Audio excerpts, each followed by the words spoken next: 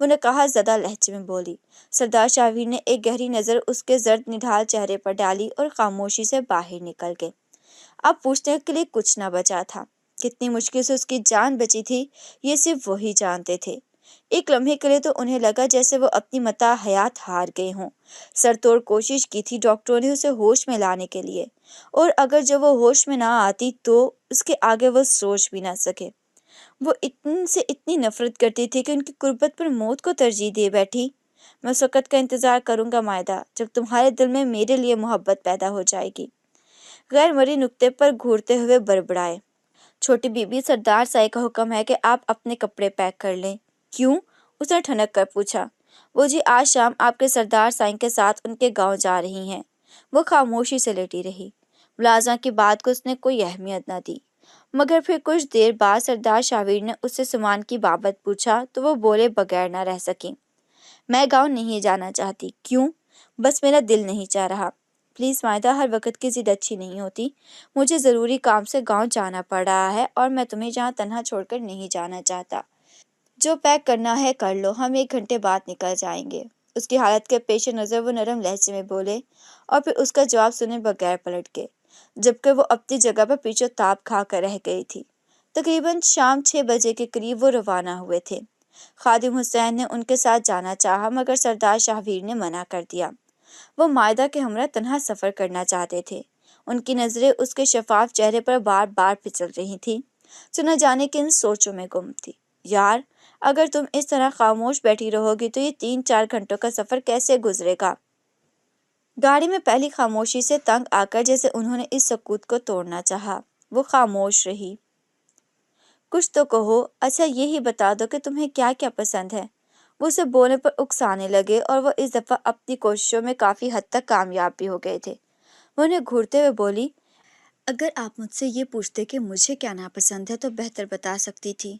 اچھا، وہ ہنستے ہوئے بولے، چلو یہی بتا دو۔ آپ، واضح جواب تھا۔ اس کے برجستگی پر کہنے پر ان کا کہکا بے ساختہ تھا۔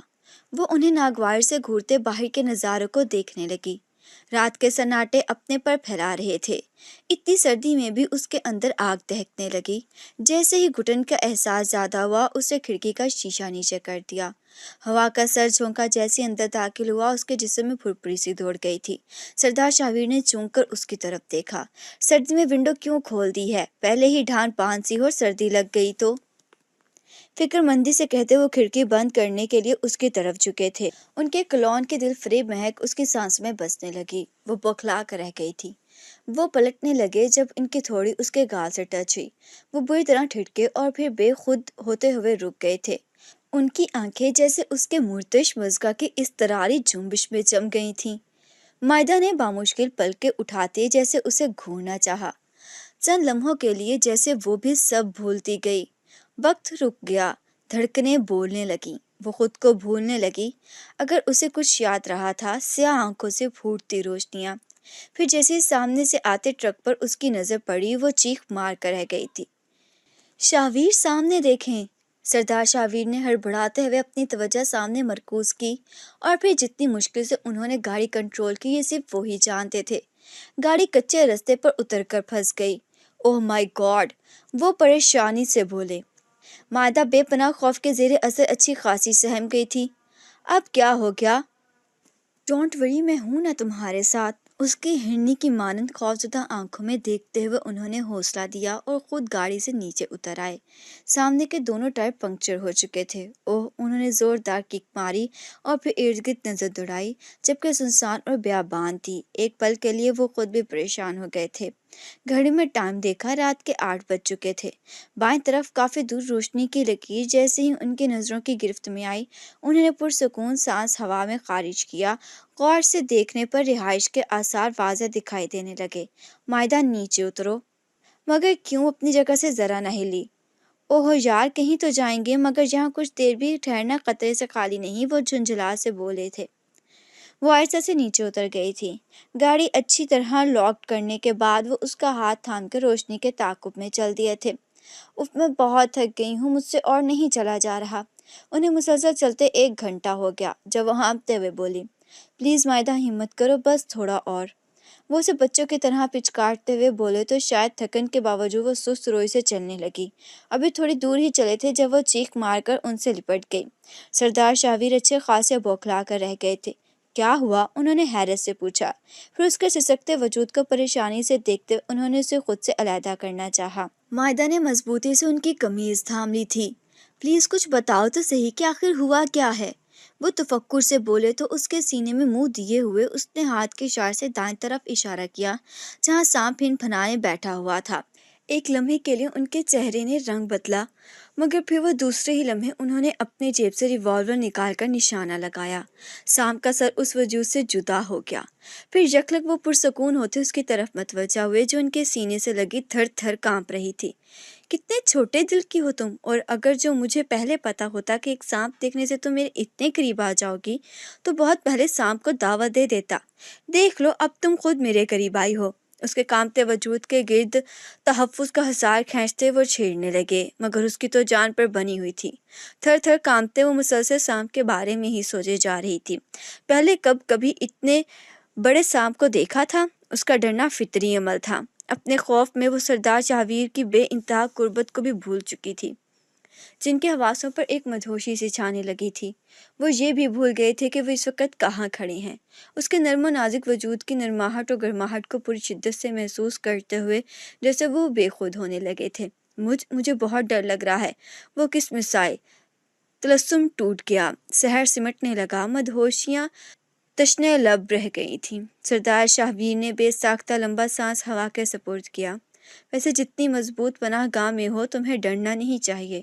جذبوں نے اس کی آواز کو کافی حد تک بوجھل کر دیا تھا۔ مائدہ نے چونک کر اس کی طرف دیکھا، پھر سیاہ آنکھوں میں انجانا سا تاثر ہلکورے لیتا دیکھ کر وہ لمحے کے ہزاروں حصوں میں ان سے دور ہوئی تھی۔ کچھ تو تھا ان کی آنکھوں میں کہ وہ بے ساختہ اپنی چادر درست کرنے لگی۔ وہ اس کے احتیاط پر مسکرا دیے۔ انہیں پھر شرارت سوچی۔ مائدہ تمہارے پیچھے سانپ ہے۔ ان کے اتنا کہنے کی دیر تھی کہ چیخ مار کر دوبارہ ان سے لپٹ گئی۔ ان کا کہکا بڑا جاندار تھا۔ ان کی شرارت بھانپتے ہوئے خفگی سے انہیں گھورنے لگی۔ سر شکر کے ایک وقتی پڑاؤ قریب نظر آیا تو اس نے فوراً اپنے خدا کا شکر ادا کیا، لیکن اگلے ہی لمحے اس کے ہوش اڑ گئے جب قیام کے لیے انہیں ایک کمرہ ہی مل پایا۔ آنے والا وقت اسے ڈرائے رکھ دے رہا تھا۔ ہائے اللہ، میں کیا کروں؟ مجھے بہت سردی لگ رہی ہے، کہیں میں واقعی مر گئی تو؟ نہیں، مجھے ابھی نہیں مرنا۔ اس کے آنسوں میں مزید روانی آ گئی تھی۔ اسے اپنی چادر اپنے ارد گرد اچھی طرح لپیٹی۔ اس کے ہاتھوں کی انگلیاں سردی کی شدت سے اکڑ کر رہ گئی تھی۔ اب کیا کروں؟ انہیں اٹھا دوں؟ نہیں، یہ ٹھیک نہیں۔ خود سے بڑبڑاتے ہوئے اس نے کرسی کے بیک سے ٹیک کمر لگا دی تھی۔ مائدہ وہ غنودگی میں جا رہی تھی جب ان کی پکار اچھلتے اچھلتے بچی۔ بے ساختہ ان کی طرف دیکھا جو اس کی طرف دیکھ رہے تھے۔ بیڈ پر آ جاؤ ورنہ اتنی سردی میں اکڑ جاؤ گی۔ وہ بولے۔ تو اکڑ جاؤں، آپ کو کیا؟ اس نے خفگی سے کہا۔ پلیز مائدہ، ضد نہیں کرتے، سردی واقعی بہت زیادہ ہے۔ انہوں نے پھر سے سمجھانا چاہا۔ آپ کو کیا؟ آپ کو کون سی میری پرواہ ہے؟ اس کی آواز بھر آ گئی تھی۔ نہ جانے کیوں وہ اتنی حساس ہو رہی تھی۔ پرواہ ہے اسی تو اتنی دیر سے تمہارا بستر پر آنے کا انتظار کر رہا ہوں۔ اس نے سوچ کر ان کی طرف دیکھا۔ نیند کے خمار سے سرخ دوڑے لیے آنکھوں میں سجائی صاف درج تھی۔ اس نے بے ساختہ نظریں چرائیں۔ مائدہ، ہم میں ایسا رشتہ ہے کہ ہم ایک دوسرے کا خیال رکھیں۔ میں نہیں مانتی اس رشتے کو، وہ سرے سے ہی انکاری ہوئی۔ مگر میں تو مانتا ہوں نا، اور تمہیں اتنی سردی میں بیٹھنے نہیں دوں گا، چلو آؤ۔ وہ بستر سے اتر کر اس کے مقابل آ کھڑے ہوئے۔ مائدہ نے بوکھلاتے ہوئے کرسی چھوڑی۔ مائدہ ان کی سنجیدہ صورت دیکھتے ہوئے ہکلا کر رہ گئی تھی۔ کھا نہیں جاؤں گا تمہیں، بھرمی سے کہتے ہوئے وہ اس کا ہاتھ پکڑ کر اسے زبردستی بیڈ پر لے آئے تھے۔ مجھے نہیں سونا آپ کے ساتھ، وہ ہاتھ چھڑانے لگی۔ انہوں نے اسے زبردستی لٹانے کے بعد اس پر رضائی اوڑھی اور خود جا کر اس کرسی پر بیٹھ گئے جس پر تھوڑی دیر پہلے وہ بیٹھی اونگ رہی تھی۔ آپ یہاں ساری رات گزاریں گے؟ وہ حیرت و بے یقینی کے ملے جلے تاثرات کے ساتھ بولی۔ ظاہر ہے، ایسی کنڈیشن میں تو میں یہی کر سکتا ہوں جبکہ تمہیں مجھ پر بھروسہ بھی نہیں۔ وہ کندھے اچکاتے ہوئے آنکھیں موند گئے تھے، جبکہ وہ حیران سے کتنی دیر ان کی طرف دیکھتی رہی۔ وہ جاذب نظر تھے اور مائدہ کو اس کا اندازہ اچھی طرح ہو رہا تھا۔ ان کے تیکھے بے انتہا پرکشش نقوش دیکھتے ہوئے اس کے ذہن میں ایک خیال آیا کہ اگر یہ شخص باطنی طور پر بھی اتنا ہی خوبصورت ہوتا جتنا ظاہری طور پر ہے تو کیا وہ اس سے محبت کر لیتی؟ اس نے خود سے پوچھا اور اندر سے جو جواب آیا وہ چونک کر رہ گئی تھی۔ سردار شاویر اس کی آنکھوں کا ارتکاز اچھی طرح محسوس کر رہے تھے، مگر انہوں نے پھر بھی آنکھیں نہ کھولیں۔ نہ جانے کس پہر اس کی آنکھ لگی جو صبح سردار شاویر کے جھنجھوڑنے پر کھلی۔ ناشتہ کرنے کے بعد وہ دوبارہ اپنی منزل کی طرف روانہ ہو گئے۔ بشیر نے ان کی کافی مدد کی تھی۔ حویلی میں اس کا استقبال کافی شاندار طریقے سے ہوا تھا۔ وہ ہکا پکا سب دیکھ رہی تھی۔ بی بی جان نے سردار شاویر کی ماں اس کا ہاتھ لگوا کر بکرا صدقہ کیا، پھر مختلف قسم کے لذیذ کھانوں پر اس کا ہاتھ لگوانے کے بعد غریبوں میں تقسیم کیا۔ 4 عدد کبوتروں کو اس کے اور سردار شاویر کے سر سے وار کر کھلی فضا میں چھوڑا۔ وہ ششدر سی حقوں تک سب دیکھ رہی تھی۔ ہر کوئی اسے سردار شاویر کے حوالے سے دیکھ اور مل رہا تھا۔ اسے صحیح معنوں میں اب پتہ چلا کہ عزت دینا کسے کہتے ہیں۔ وہ حیران سے سب کی محبت دیکھتی رہی۔ یہ لو پتر جی، بابا سائی نے کچھ کاغذات اس کی طرف بڑھائے۔ یہ کیا ہے؟ وہ سوالیہ نظروں سے ان کاغذات کو دیکھنے لگی اور پھر وہاں موجود افراد کو جو مسلسل مسکرائے جا رہے تھے۔ ہمارے پتر نے پہلی بار اپنے گھر کی دہلیز پر قدم رکھا ہے۔ یہ تو پتر جی آپ کا حق ہے، مگر یہ کیا ہے بابا سائی؟ سردار شاویر کے چہرے پر بھی تجسس ابھرا۔ یہ فارم ہاؤس کی زمین ہے جو میں نے ماہدہ پتر کے نام کر دی ہے، انہوں نے بی جان کی طرف دیکھتے ہوئے بتایا تو سردار شاویر چند لمحوں کے لیے حیران رہ گئے۔ وہ جانتے تھے کہ وہ زمین لاکھوں نہیں بلکہ کروڑوں کی ہے، مگر اس کی کیا ضرورت تھی بابا سائی؟ تو چپ رہ سردارا، وہ انہیں پیار سے سردار ہی کہتے تھے۔ یہ ہم اپنی دھی کو دے رہے ہیں۔ اس نے بے ساختہ سردار شاویر کی طرف دیکھا اور پھر ان کے اشارے پر کاغذات تھام لیے۔ وہ سردار شاویر کے قد و اہمیت کو اچھی طرح جان گئی اور پھر اس پر ان کی شخصیت کے بہت سے بید کھلتے چلے گئے۔ ثانیوں سے کمرے میں چھوڑ گئی۔ وہ کافی تھک چکی تھی۔ بیڈ پر ٹکتے ہی اس نے بیڈ گراؤنڈ سے ٹیک لگا لی اور پھر آج کے تمام واقعات کسی فلم کی طرح اس کے دماغ میں گھومنے لگے۔ بہت سے رشتوں سے وہ آج ملی تھی جنہوں نے اسے کسی نازک آبگینے کی طرح چھوا تھا۔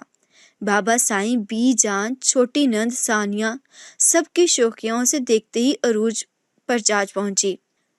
بھرجائی کہتے وہ صبح سے اس کے ارد گرد ہی منڈلاتی رہی تھی۔ چھوٹا دیور عمر جو دیکھنے میں ہو بہو سردار شاویر کی کاپی تھا، اس نے بھی بالکل ثانیہ کی طرح ہی اسے خوش آمدید کہا تھا۔ وہ تو سمجھی تھی کہ وہ سب سردار شاویر سے ناراض ہوں گے، مگر وہ ان کا وسیع ظرف دیکھتے ہوئے حیران رہ گئی۔ نہ کوئی گلا شکوہ، نہ کسی قسم کی کوئی غمگین سچویشن۔ نہ جانے وہ کس قسم کے لوگ تھے کہ بڑے بیٹے کی تنہا شادی کر لینے کے باوجود بھی وہ سب خوش دکھائی دے رہے تھے۔ وہ ذہنی جسمانی طور پر بہت تھک چکی تھی، سو آنکھیں موند لیں۔ اسی وقت کھٹکے کی آواز پر اسے دوبارہ آنکھیں کھولنی پڑی۔ سردار شاویر اپنے کندھوں سے گرم شال اتار کر صوفے پر رکھ رہے تھے۔ اس نے کمرے میں ان کی موجودگی کو کافی حیرت سے دیکھا۔ آپ یہاں؟ ہاں میں، کلائی سے گھڑی اتار کر ڈریسنگ ٹیبل پر رکھتے ہوئے بولے۔ یہاں کیوں آئے ہیں؟ بڑا بےتکا سوال ہے۔ انہوں نے ایک نظر اس کی نیند کے خمار سے سرخ آنکھوں پر ڈالی اور پھر اس کے مقابل بیٹھتے ہوئے بولے، یہ میرا کمرہ ہے۔ اگر میں سونے اپنے کمرے میں نہیں آؤں گا تو پھر کہاں جاؤں گا؟ اور اگر تم یہ سوچ رہی ہو کہ ہم دونوں علیحدہ علیحدہ کمروں میں سوئیں گے تو اس غلط فہمی کو اپنے دل سے نکال دو۔ وہاں اور بات تھی، تم جیسا چاہتی رہی میں کرتا رہا کیونکہ ہم تنہا تھے، جبکہ یہاں میری پوری فیملی ہے۔ میری ایک حیثیت ہے اور میری حیثیت پر انگلی اٹھے میں یہ کسی صورت برداشت نہیں کر سکتا۔ وہ بے لچک انداز میں بولے۔ وہ چپ رہ گئی تھی۔ اس کے سرمئی چہرے پر ایک نظر ڈالتے ہوئے وہ ڈریسنگ روم میں چلے گئے۔ تھوڑی دیر کے بعد نائٹ ڈریس چینج کرتے ہوئے دوبارہ کمرے میں آئے۔ وہ بکھلاتے ہوئے بیڈ سے اٹھ کھڑی ہوئی تھی۔ انہوں نے بغور اس کے گھبرائے ہوئے انداز کو دیکھا اور بیڈ اسپرے کرنے لگے تھے، پھر اس کے روبرو جا کھڑے ہوئے۔ کیا چاہتی ہو تم؟ میں یہاں نہیں سونا چاہتی، اس نے بیڈ کی طرف اشارہ کیا۔ تو پھر کہاں سونا چاہتی ہو؟ سینے پر بازو باندھتے ہوئے تحمل سے بولے۔ اس کے چہرے کی ایک ایک جنبش ان کی نظروں میں رہی۔ کہیں بھی مگر یہاں نہیں۔ یہاں کیا ہے؟ ان کے پوچھنے پر وہ ہاتھوں کی انگلیاں مروڑنے لگی۔ مائدہ، میری طبیعت پہلے ہی ٹھیک نہیں ہے، اس لیے میں کسی قسم کی بحث کے موڈ میں نہیں ہوں۔ میں سونے جا رہا ہوں، پلیز تم بھی سو جاؤ۔ اور ہاں، وہ پلٹے، کچھ بھی تمہاری مرضی کے خلاف نہیں ہوگا، یہ سردار شاویر کا تم سے وعدہ ہے، بہت مضبوطی سے کہتے ہوئے وہ بیڈ پر جا لیٹے۔ کتنی دیر وہ عجیب سی کشمکش میں مبتلا وہاں کھڑی ان کے کمر کو گھورتی رہی تھی۔ مائدہ، سونے سے پہلے لائٹ بند کر دینا۔ سارا بیڈ خالی تھا، وہ ایک کونے میں کروٹ کے بل لیٹے ہوئے تھے۔ اسے ان پر اعتبار نہیں آ رہا تھا، مگر اتنی سردی میں صوفے پر بیٹھنے کا بھی رسک نہیں لے سکتی تھی۔ سو لائٹ بند کرتے ہوئے وہ خاموشی سے دوسرے کونے پر ٹک گئی۔ سردار شاویر نے بے ساختہ پرسکون سانس لیا اور پھر سونے کی کوشش کرنے لگے۔ انہیں اپنی طبیعت ٹھیک نہیں لگ رہی تھی، لیکن لاپرواہی برتنے وہ آنکھیں موند گئے۔ اسی بیڈ کے دوسرے کونے پر کچھ فاصلے پر ان کی زندگی دھڑک رہی تھی۔ وہ فریش ہونے کے بعد جیسے واش روم سے نکلی، اپنے کمرے میں بی جان کو دیکھ کر وہیں رک گئی۔ ماہدہ پتر، شاویر کی طبیعت اتنی خراب رہی اور تم نے ہمیں بتایا نہیں؟ وہ حیران سی کھڑی تھی جب بی جان نے پوچھا۔ اس نے بے ساختہ سردار شاویر کی طرف دیکھا جو اسی کی طرف دیکھ رہے تھے۔ اسے ان کا چہرہ کافی غیر معمولی سا لگا۔ اس نے بے اختیار نظریں چرا لیں۔ اب وہ انہیں کیا بتاتی کہ ایک بیڈ پر سونے کے باوجود ان کے درمیان اتنا فاصلہ تھا کہ وہ جان ہی نہیں پائی کہ ان کی طبیعت زیادہ خراب ہو رہی ہے۔ گردن جھکاتے ہی جیسے اس نے اپنی شرمندگی چھپانے کی کوشش کی۔ کچھ نہیں ہوا مجھے بھی جان، اب تو ایسے ہی گھبرا جاتی ہے۔ آخر انہیں ہی بولنا پڑا۔ کیوں نہیں ہوا کچھ؟ اتنا تیز بخار اور کہہ رہا ہے کہ کچھ نہیں ہوا۔ مگر تمہیں بخار آخر ہوا کیسے؟ وہ فکر مندی سے بولی۔ ایکچولی بی جان، وہ کل رات سردی میں بیٹھ کر گزارنی پڑی، شاید اس لیے۔ وہ اپنی جگہ سمٹ کر رہ گئی۔ اسے ان سے اتنی صاف گوئی کی امید نہیں تھی۔ تمہیں ضرورت کیا تھی سردی میں بیٹھنے کی؟ بی جان نے پریشانی سے زرنش کی۔ ان کی نظریں اس کے گھبرائے چہرے پر ٹک گئی تھیں۔ ان کی آنکھوں کا مفہوم سمجھتے وہ اچھی خاصی بوکھلا کر رہ گئی۔ کچھ بعید نہ تھا کہ وہ مزید کیا کہہ دیتے۔ اس کے چہرے تاثرات کو انجوائے کرتے جیسے وہ محفوظ ہوئے۔ بس بی جان، مجبوری تھی۔ وہ ہلکا سا مسکرائے۔ ایسی بھی کیا مجبوری تھی کہ سردی لگوا لی؟ وہ برہم ہوئے، پھر ان کے مسکراتے چہرے کی طرف دیکھتے ہوئے مزید گویا ہوئے۔ تم اپنا بالکل بھی خیال نہیں رکھتے۔ اب میں ماہدہ دی کی ڈیوٹی لگاتی ہوں، یہ تمہارا اچھا طرح خیال رکھے گی۔ ادھر آدھیے۔ وہ اس کا ہاتھ تھام کر بیڈ پر بٹھاتے ہوئے بولیں۔ آپ کو پورا یقین ہے کہ یہ میرا خیال اچھی طرح رکھے گی؟ وہ رسانیت سے بولے جبکہ آنکھیں اشارے سے جگمگا رہی تھیں۔ ارے کیوں نہیں رکھے گی؟ رکھے گی نہ دیے؟ ساتھ ہی انہوں نے اس سے پوچھ لیا۔ وہ بری پھنسی۔ پھر مرتی کیا نہ کرتی کہ مستاق آہستہ سے سر اسبات میں ہلا گئی۔ دیکھا جائے گا۔ وہ بہم انداز میں بولے تو وہ انہیں فقط گور کر رہ گئی تھی۔ بھی جان کے سامنے کہتی بھی تو کیا؟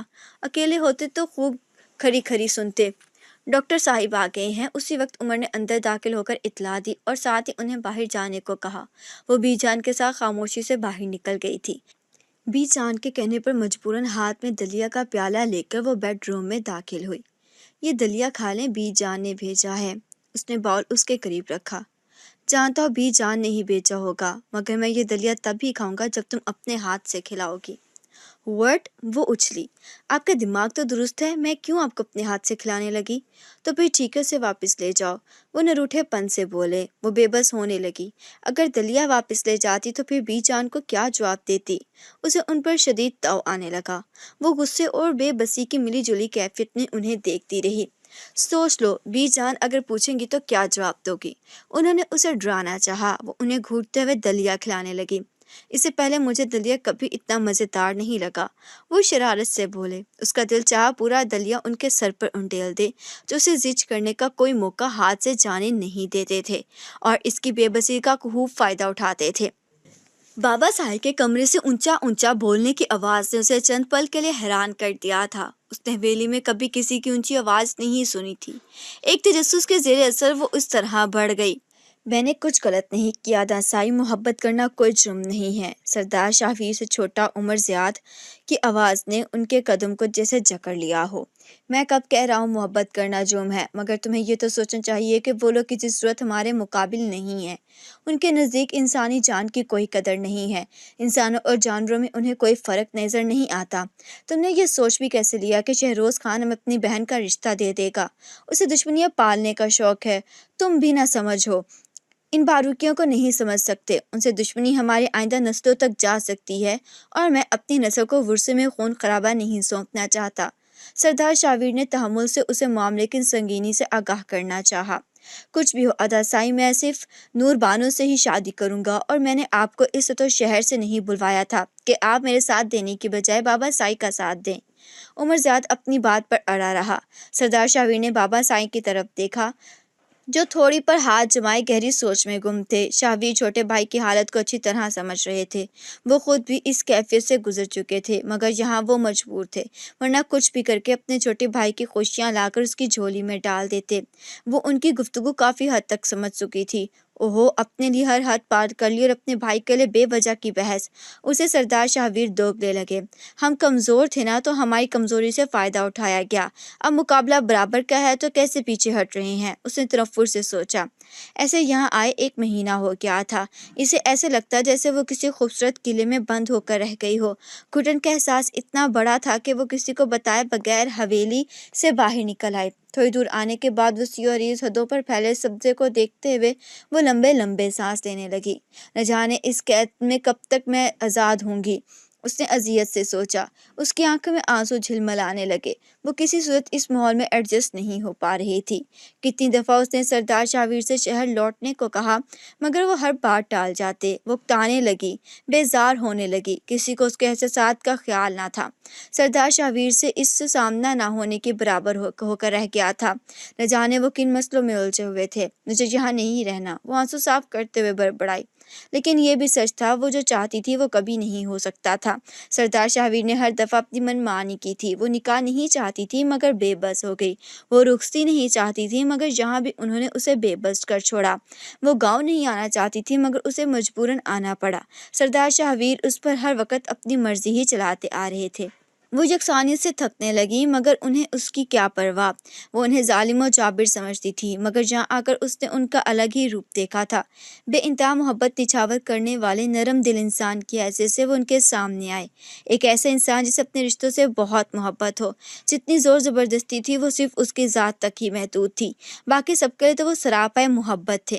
تم یہاں کیا کر رہی ہو؟ اپنی سوچوں میں گم وہ چلتے چلتے نہ جانے کتنی دور نکل آئی تھی، جب سردار شاہویر کی گرج دار آواز پر وہ سہم کر رہ گئی تھی۔ بے ساختہ چون کر ان کے غسیلے چہرے کو دیکھا تھا۔ میں تم سے پوچھا ہے کہ مائدہ تم یہاں کیسے پہنچی اور کس کے ساتھ آئی ہو؟ انہوں نے ارد گرد نظر دوڑائی۔ آخر تمہیں عقل کب آئے گی؟ ہماری عورتیں یہاں منہ اٹھا کر باہر نہیں نکل پڑتی۔ اگر تمہیں باہر آنا ہی تھا تو مجھ سے یا بی جان سے کہا ہوتا، مگر یوں تنہا گھر سے نکلنے کی کیا ضرورت تھی؟ وہ ترشی سے بولے۔ اس کی کم عقلی پر انہیں زیادہ غصہ آ رہا تھا۔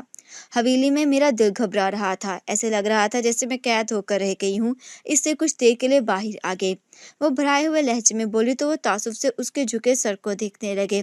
دل لگانے کی کوشش کرو گی تو تمہیں حویلی قید نہیں بلکہ گھر لگے گی۔ میں یہاں نہیں رہنا چاہتی، پلیز واپس چلیں، وہ ملتجائیہ انداز میں بولی۔ اس وقت وہ انہیں کافی الجھی ہوئی دکھائی دی۔ اس کی کیفیت کو سمجھنے میں وہ اپنا غصہ کنٹرول کرنے لگے۔ بس کچھ دنوں کی بات ہے، پھر ہم واپس چلتے ہیں۔ چلو اب، اور خبردار آئندہ یوں باہر مت نکلنا، وہ سنجیدگی سے بولے۔ وہ چپ ہی رہی۔ ہلنے کی کوشش مت کرنا سردار سائیں، ورنہ ہم گولی چلا دیں گے۔ اسی وقت 7-8 نقاب پوشوں نے ان کے ارد گرد حصار کھینچا۔ خبردار اپنی جیب میں ہاتھ مت ڈالنا ورنہ مجھے گولی چلانے میں کوئی تکلیف نہ ہوگی۔ ان کا اپنی جیب کی طرف ہاتھ جاتا ہاتھ وہیں رک گیا تھا۔ رشید، اس کی جیب سے ریوالور نکالو۔ مائدہ سب کے ہاتھوں میں گن دیکھ کر تھر تھر کانپنے لگی تھی۔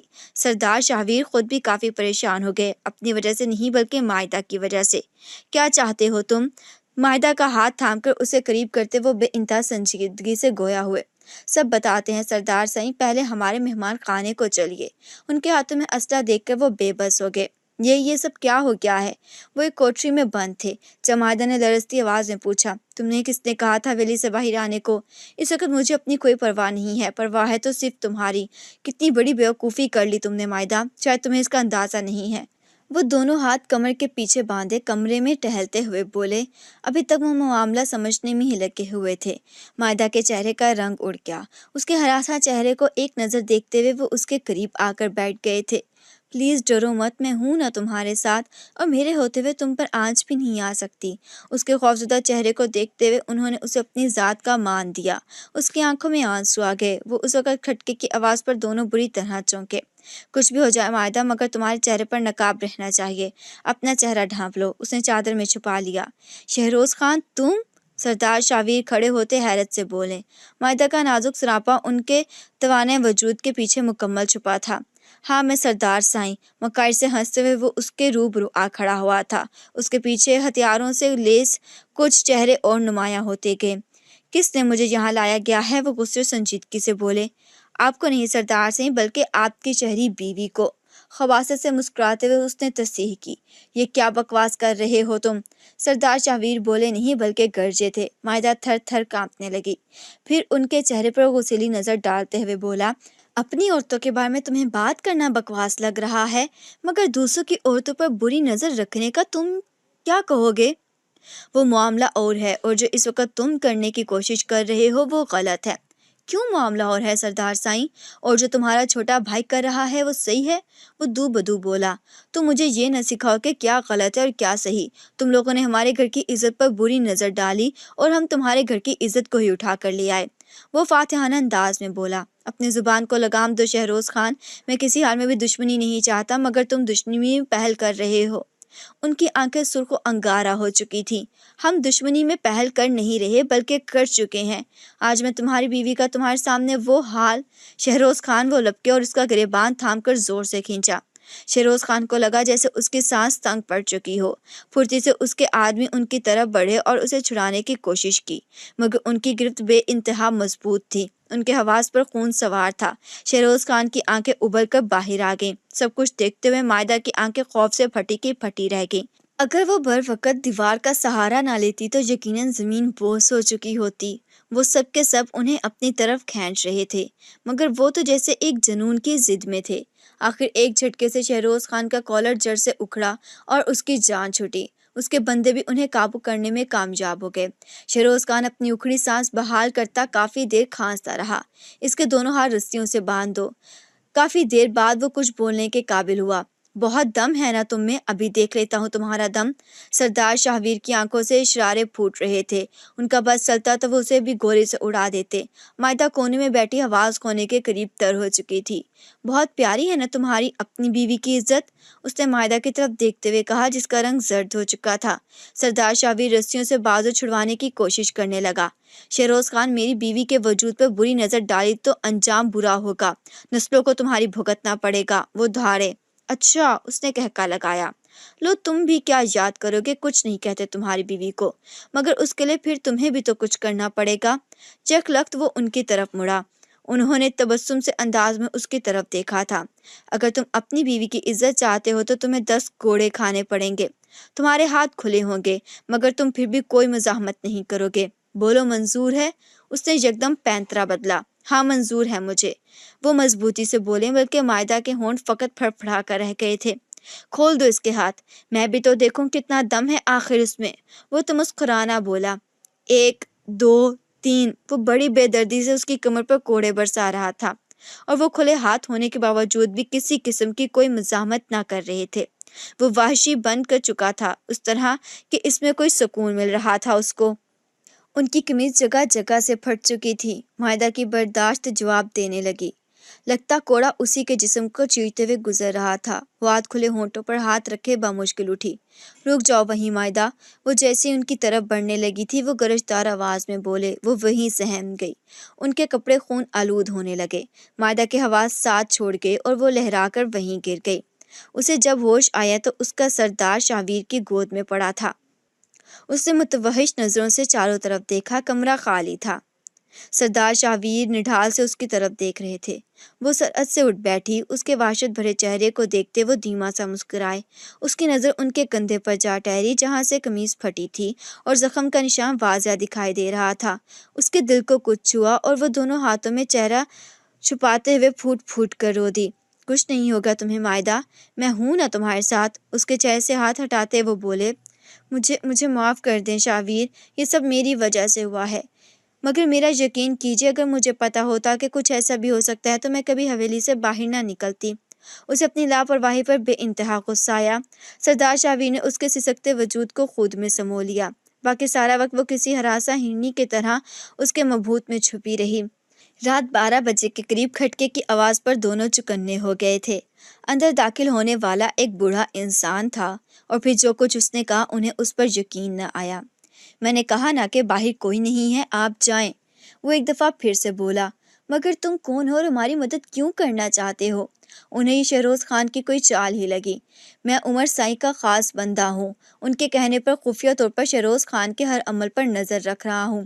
آپ وقت ضائع مت کیجیے سردار سائیں، اور جتنی جلدی ہو یہاں سے نکل جائیے، میں بھی چلتا ہوں۔ اگر انہیں مجھ پر شک ہو گیا تو وہ مجھے کسی صورت زندہ نہیں چھوڑیں گے، وہ سب شراب کے نشے میں دھت پڑے ہیں، آپ آسانی سے نکل سکتے ہیں۔ سردار شاہویر نے صرف ایک لمحہ سوچا اور پھر مائدہ کا ہاتھ تھام کر باہر کی طرف بڑھ گئے۔ میں اسے زندہ نہیں چھوڑوں گا۔ اس کی اتنی جرأت کہ اس نے ادا سائیں پر حملہ کیا۔ وہ گھر آ چکے تھے، ان کی حالت دیکھتے عمر پاگل ہی ہو گیا تھا۔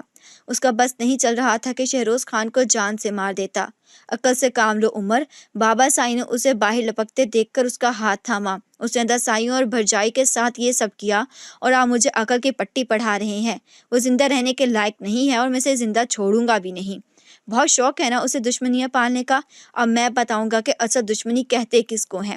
وہ بفرا ہوا شیر ہی لگ رہا تھا، کسی صورت قابو میں نہیں آ رہا تھا۔ عمر، دشمنی تو انہوں نے ہم سے کر لی ہے اور میں کب اسے چھوڑنا چاہتا ہوں، مگر پتر، ہر کام کا ایک وقت ہوتا ہے۔ اپنے غصے کو کنٹرول کرو، غصہ عقل کو کھا جاتا ہے۔ پہلے اپنے دماغ کو ٹھنڈا کرو اور پھر سوچنا کہ ہمیں آگے کیا کرنا ہے۔ شاہویر کی حالت تو میری بھی برداشت سے باہر ہے۔ بابا سائیں نے اسے سمجھانے کی اپنی سے پوری کوشش کی، ورنہ بڑے بیٹے کی حالت پر ان کے اندر بھی اشتعال کے بھانبر جل رہے تھے۔ عمر نے نور بانو سے کورٹ میرج کر لی اور پھر اسے حویلی لے آیا۔ حویلی کے تمام لوگ اس کی اس حرکت پر پریشان ہو گئے اور وہ اس طرح ہرگز نہیں چاہتے تھے۔ اب آگے کیا ہوگا؟ سب کی سوچ اسی نقطے پر رک چکی تھی، چونکہ نور بانو اسے دل کی تمام تر گہرائیوں سے چاہتی تھی، اس سے بھائی کی روشنی پر اس کی محبت کو ترجیح دے بیٹھی۔ شہروز خان تو پاگل ہی ہو گیا تھا، وہ پاگل کتے کی طرح اپنے ساتھیوں کے ہمراہ حویلی کی طرف روانہ ہوا تھا۔ بابا سائیں کو جیسے ہی ان کی کارروائی کا علم ہوا، انہوں نے اپنے دوست ڈی ایس پی حشام سے پولیس کی مدد مانگی۔ ان کی حویلی سے باہر پولیس اسلحہ سے لیس آ کھڑی ہوئی۔ شہروز خان سوچنے سمجھنے کی صلاحیت کھو چکا تھا، اس لیے پولیس کو اپنے معاملے سے دور رہنے کو کہا۔ ڈی ایس پی حشام نے اس کے خطرناک تیور دیکھتے ہوئے اسے خبردار رہنے کو کہا، اور یہ بھی کہ اگر وہ آگے بڑھے تو وہ گولی چلانے پر مجبور ہو جائیں گے۔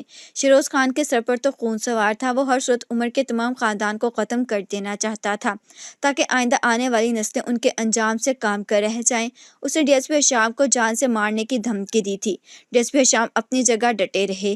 ایک دم ہوا میں فائر ہوا اور گولی ڈی ایس پی حشام کے کندھے کو چھو کر گزر گئی تھی۔ نور بانو کیسی ہیں اب؟ بیچ جان نے نور بانو کے کمرے سے نکلتی ثانیہ سے پوچھا تھا۔ دودھ کے ساتھ نیند کی گولیاں دے کر آ رہی ہوں، وہ فکر مندی سے کہتی ان کے قریب ہی آ کر بیٹھ گئی تھی۔ صدمہ بھی تو بہت گہرا پہنچا تھا، اب آہستہ آہستہ ہی صبر آئے گا، وہ دکھ سے بولی۔ اگر شہروز خان آرام سے مان جاتا تو کم سے کم اس کا یہ انجام نہ ہوتا۔ عمر اٹھتے ہوئے سنجیدگی سے بولا اور پھر اپنے کمرے کی طرف بڑھ گیا تھا۔ پولیس مقابلے میں وہ اپنی جان سے ہاتھ دھو بیٹھا تھا۔ اتنا بڑا صدمہ برداشت نہ کرتے ہوئے اس کا باپ دماغی توازن کھو بیٹھا تھا۔ صحیح معنوں میں ان کا گھر اجڑ گیا تھا۔ برے کا انجام برا ہی ہوتا ہے۔ بے شک پتر، غصہ عقل کو کھا جاتا ہے، اس لیے تو ہمارے مذہب نے اسے حرام قرار دیا ہے۔ بھی جان تعصب سے بڑبڑائیں۔ سردار شاہویر بغیر ایک لفظ کہے اٹھے اور خاموشی سے اپنے کمرے کی طرف بڑھ گئے تھے۔ بی جان نے مائدہ کو ان کے پیچھے جانے کا اشارہ کیا تو وہ بھی اٹھ کھڑی ہوئی۔ وہ جیسے ہی کمرے میں داخل ہوئی، وہ قمیض اتارے ہاتھ میں مرہم پکڑے کھڑے تھے۔ وہ آہستہ آہستہ چلتی ان کے قریب آئی اور پھر ان کے ہاتھ سے مرہم پکڑ لیا۔ انہوں نے استفہامیہ انداز میں اس کی طرف دیکھا تھا۔ آپ بیٹھے، میں آپ کو لگا دیتی ہوں۔ وہ کچھ بھی بولے بغیر آہستہ سے بیڈ پر ٹک گئے۔ ان کے زخم دیکھتے ہوئے وہ اندر تک لرز گئی تھی۔ اسے یاد آیا جب کوڑا پڑتا تھا تو سردار شاہویر کے چہرے پر کتنے تکلیف بھرے تاثرات ابھرتے تھے، مگر وہ کسی قسم کی مزاحمت کیے بغیر سب سہتے گئے، صرف اس کی عزت کی خاطر۔ جب انہوں نے آپ کو مارا تھا تو آپ کو بہت درد ہوا تھا نا؟ ان کے زخموں کو ہاتھ سے چھوتے وہ دکھ سے بولی۔ نہیں، ان کا جواب اس کی توقع کے برخلاف تھا۔ وہ حیران ہوئی، اگر وہ ایسا کیوں کہہ رہے ہیں؟ مگر پھر ان کے اگلے جملے نے اسے ساکت کر ڈالا۔ تمہاری عزت کی خاطر میں 100 کوڑے کھانے کو بھی تیار ہو جاتا۔ اس کی آنکھوں سے ٹپ ٹپ آنسو گرنے لگے تھے، اور پھر نہ جانے اسے کیا ہوا کہ ان کے زخموں پر اپنے لب رکھتی گئی۔ سردار شاہویر اپنی جگہ حیرت سے بت بن کے رہ گئے تھے۔ I love you Shahvir, really love you، وہ روتے ہوئے اقرار کر رہی تھی۔ سردار شاہویر جیسے گہری نیند سے بیدار ہوئے۔ تڑپتے ہوئے انہوں نے رخ اس کی جانب موڑا اور پھر ہاتھوں کے پیالے میں اس کا پرنم چہرہ بھرتے ہوئے بولے، ایک بار پھر سے کہو مائدہ، اس ایک جملے کو سننے کے لیے میرے کان کب سے انتظار کر رہے تھے۔ وہ بوجھل آواز میں بولے تو ان کی شدت کے آگے اس کے ہونٹ فقط پھڑپھڑا کر رہ گئے تھے۔ پلیز نامائدہ، میں انتظار کر رہا ہوں۔ ان کے لہجے میں عجیب سی تڑپ محسوس کرتے آخر اسے بولنا پڑا، I love you Shahvir, I love you۔ او میری جان ماہدہ، انہوں نے اسے خود سے قریب کر لیا۔ آج میں بہت خوش ہوں، بہت زیادہ، تم میری خوشی کا اندازہ نہیں لگا سکتی۔ نم ہوتی آنکھوں کے ساتھ وہ گویا ہوئے، تم کبھی بھی نہیں سمجھ پاؤ گے کہ آج تم نے مجھے کتنی بڑی خوشی دی ہے۔ از خود رفتگی سے انہوں نے اس کے وجود کی نرماہٹ کو دل سے محسوس کیا۔ فرط محبت سے اس کو آواز کپکپا رہی تھی۔ آپ میری عزت کے رکھوالے ہیں شاہویر، اور جو شوہر اپنی جان سے بھی زیادہ اپنی بیوی کی عزت کی حفاظت کرے وہ عزت کرنے کے نہیں بلکہ محبت کرنے کے قابل ہے، اور میں بھی آپ سے محبت کرنے لگی ہوں، شدید محبت۔ وہ چہرہ اٹھاتے ہوئے نم آنکھوں سے مسکرائی۔ سردار شاہویر کو لگا کہ انہوں نے اپنی زندگی میں سب کچھ پا لیا ہے۔ اس کے بالوں پر ہونٹ رکھتے ہوئے ان کی آنکھوں سے چند انمول موتی ٹوٹ کر اس کے بالوں میں کہیں جذب ہو گئے۔ تم ساری عمر مجھے اپنی عزت کا رکھوالا ہی پاؤ گی۔ وہ منہ ہی منہ بڑبڑائے۔ رات کی تاریکی چاروں اور چھا چکی تھی اور کھڑکی کے باہر چاند بھی ان کے ملن پر جھوم رہا تھا۔